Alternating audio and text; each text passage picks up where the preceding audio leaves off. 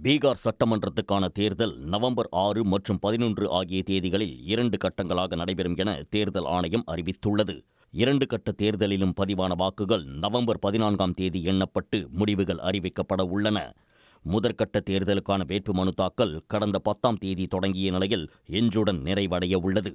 கடந்த 13ஆம் தேதி தொடங்கிய 2ஆம் கட்ட தேர்தலுக்கான வேட்புமனு தாக்கல் வரும் 20ஆம் தேதி நிறைவடைகிறது. பீகார் சட்டமன்ற தேர்தலில் தேசிய ஜனநாயக கூட்டணி மற்றும் இந்தியா கூட்டணி இடையே கடும் போட்டி நிலவுகிறது.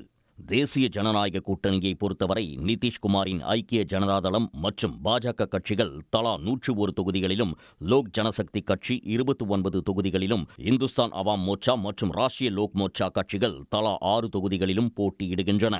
தொகுதி பங்கீடு முடிந்தாலும் எந்த கட்சிக்கு எந்த தொகுதி என அறிவிப்பதில் தேசிய ஜனநாயக கூட்டணியில் தொடர்ந்து இழுபறி நீடித்து வந்தது. இந்நிலையில் முதற்கட்ட தேர்தலுக்கான வேட்புமனு தாக்கல் இன்று முடிவடைய உள்ள நிலையில் நேற்று கூட்டணியின் வேட்பாளர் பட்டியல் முழுமையாக வெளியிடப்பட்டுள்ளது.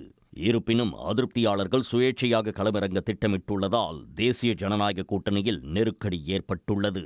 இதனிடையே இந்தியா கூட்டணியின் தொகுதி பங்கீடு இறுதி செய்யப்பட்டுள்ளதாக தகவல் வெளியாகியுள்ளது. ரகோபூர் தொகுதியில் தேஜஸ்வி யாதவ் வேட்புமனு தாக்கல் செய்துள்ள நிலையில் காங்கிரஸ் கட்சியின் சார்பில் 48 பேர் கொண்ட முதற்கட்ட வேட்பாளர் பட்டியல் வெளியாகியுள்ளது.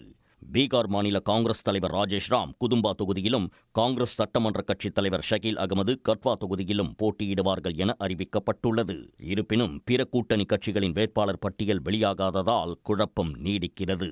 தேசிய ஜனநாயக கூட்டணி மற்றும் இந்தியா கூட்டணி மட்டுமின்றி பிரசாந்த் கிஷோரின் ஜன் சுராஜ் கட்சி, ஆம் ஆத்மி கட்சி, ஓவைசியின் AIMIM ஆகிய கட்சிகளும் பீகார் சட்டமன்ற தேர்தலில் போட்டியிடுகின்றன.